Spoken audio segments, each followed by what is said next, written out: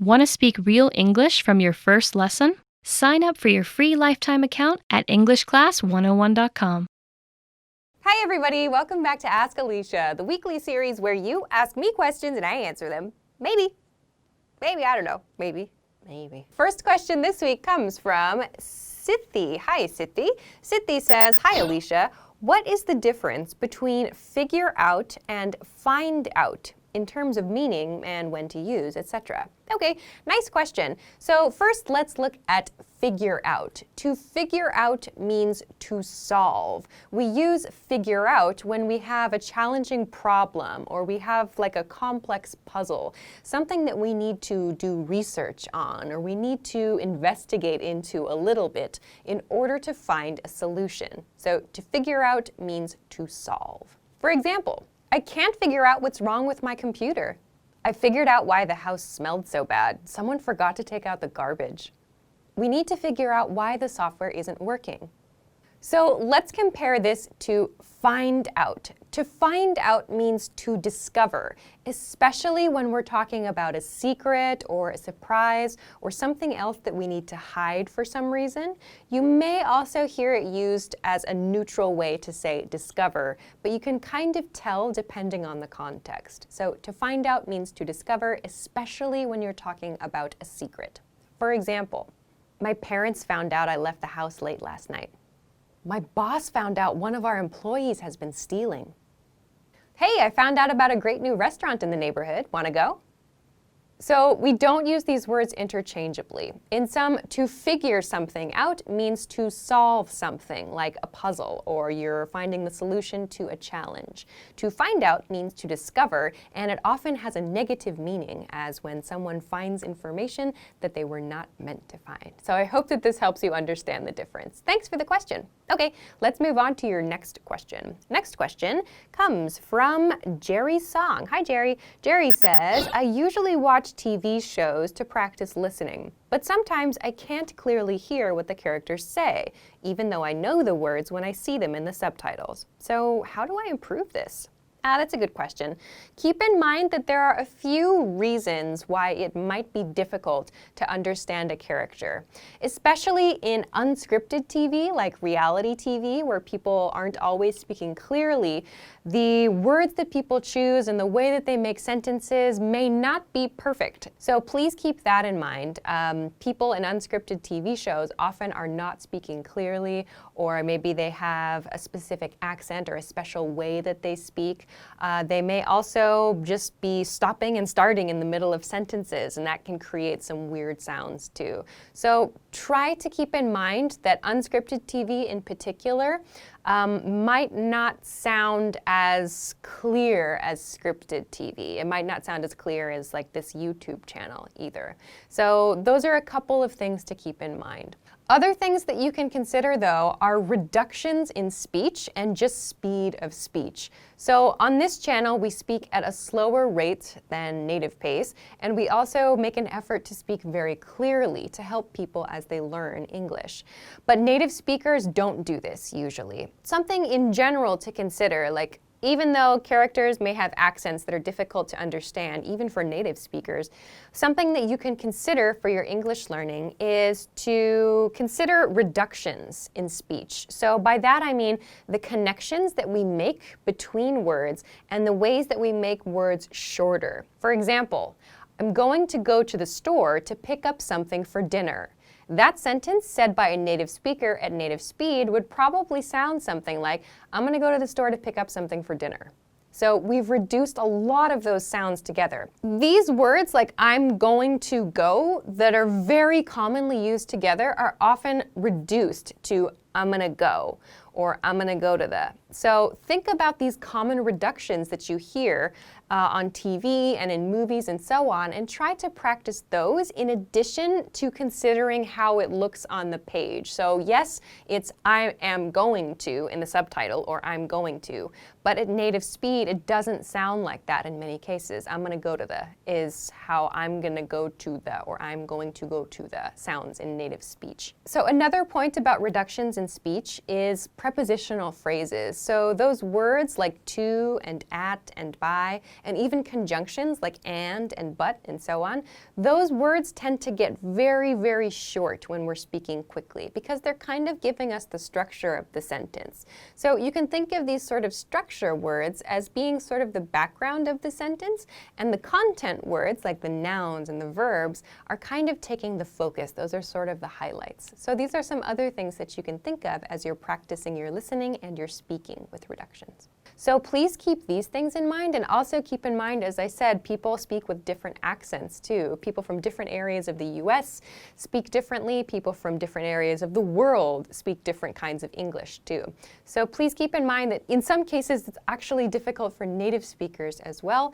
But another thing that maybe you can work on to kind of advance your listening and even your speaking is to consider reductions. So listening for those reductions and then considering how you can use those reductions in your speech as well to sound more natural. So that would be my suggestion for improving your listening and improving your speaking as you practice with these reductions in your own speech too. So I hope that that helps you. Thanks very much for the question. Okay, let's move on to your next question. Next question comes from Junaid Raza. Hello, Junaid. Junaid says, hello, Alisha. Most people are confused about the difference between motivation and inspiration. I know there are definitions available in dictionaries, but can you differentiate these two words in detail? Okay, sure. So inspiration is something that gives us an idea. So we use inspiration to create something new. Inspiration is something that comes naturally. It comes from within us. So we have an experience, we see something or touch something, we hear something, we smell something, taste something, whatever. We have some kind of experience and it gives us an idea. So it comes from like inside us. This idea comes from inside us based on this experience that we had. So for example, my mother's stories were my inspiration for this book. Or my childhood by the seashore was my inspiration for this dish. So these are the things that gave the speaker an idea to create something else. In the first example there, the speaker's stories were the inspiration for this book. So that means the speaker's mother's stories were the thing that gave the speaker the idea. In the second example sentence, we can imagine it's about a chef.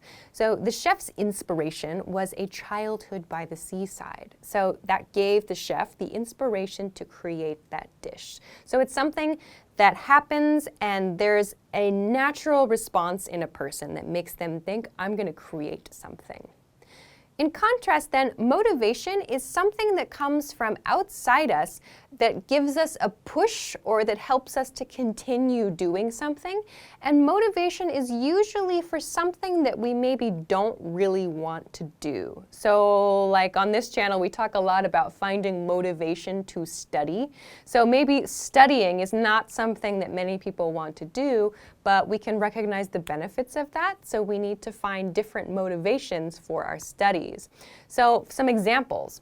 My mother's encouragement provided the motivation I needed to finish writing my book. My motivation to create this dish was to share my childhood with the people who eat at my restaurant. So in these sentences that are kind of slightly changed from the first pair of sentences I introduced, we're talking about like the outside reason to do something. So inspiration refers to something that kind of comes naturally from within you. Motivation is more external. It's something that's pushing you or causing you to move forward or to start something, to continue something. And it's often for something we might not otherwise have done if this outside force had not been there. I would also say that personally, I think I probably use the verb forms more than the noun forms here. So that means I would use something like, this music really inspired me and I hope to create my own music one day. Or my promotion really motivated me to work harder. So personally, I think I tend to use these as verbs a little more often than as nouns, but this is the difference in terms of meaning between the two. So I hope that this helps you. Thanks for the question. Okay, let's move on to your next question. Next question comes from Tom. Hi, Tom. Tom says, is it correct to say my favorite song of all times, or do you have to use the form all time. Yeah, nice point. We always say all time. We do not use all times. Let's look at a few more examples. The greatest of all time. My all-time favorite food. The most popular songs of all time.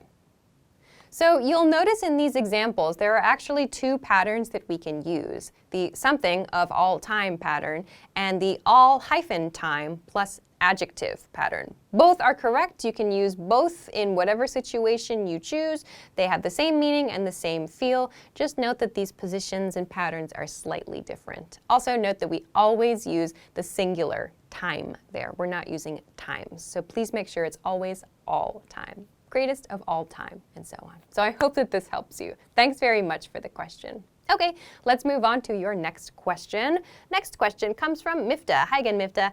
Mifta says, hi Alisha, I've heard the idiom play Russian roulette. How do we use it? Thanks. Okay, nice one. This is a very dark idiom that refers to a very, very dangerous game. So the origin of this idiom is a game, an actual game, called Russian roulette. So in the game of Russian roulette, one type of gun that's called a revolver is removed of all of the bullets except for one. So one bullet remains in the revolver's chamber. So this is the part of the gun where the bullets are kept, the bullets are held.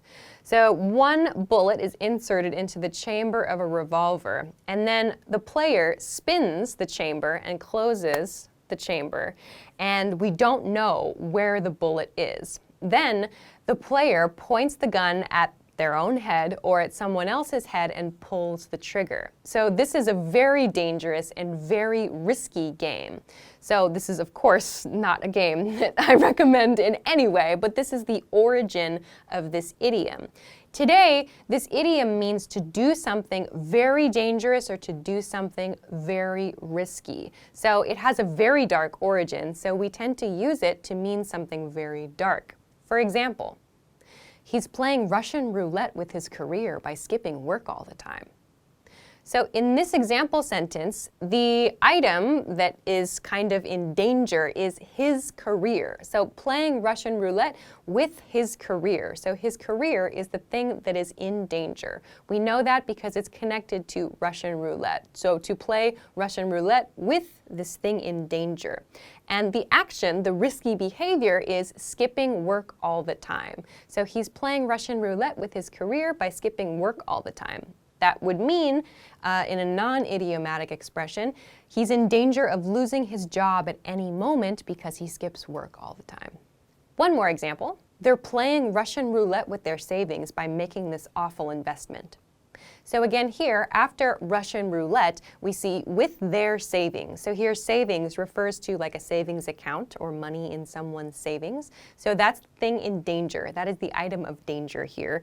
And then the risky behavior is by making an awful investment or by making this awful investment. So the they in this situation is making this terrible investment, this risky investment, and putting their savings at risk. So to play Russian roulette means to do something very risky and very dangerous, and it has a very dark and negative feel about it. So I hope that this helps you understand this idiom. Thanks for the question. Okay, that is everything that I have for this week. Thank you, as always, for sending your questions. Remember, you can send them to me at EnglishClass101.com/ask-Alisha. Of course, if you liked this lesson, please don't forget to give it a thumbs up, subscribe to our channel if you haven't already, and check us out at EnglishClass101.com for some other things that can help you with your English studies.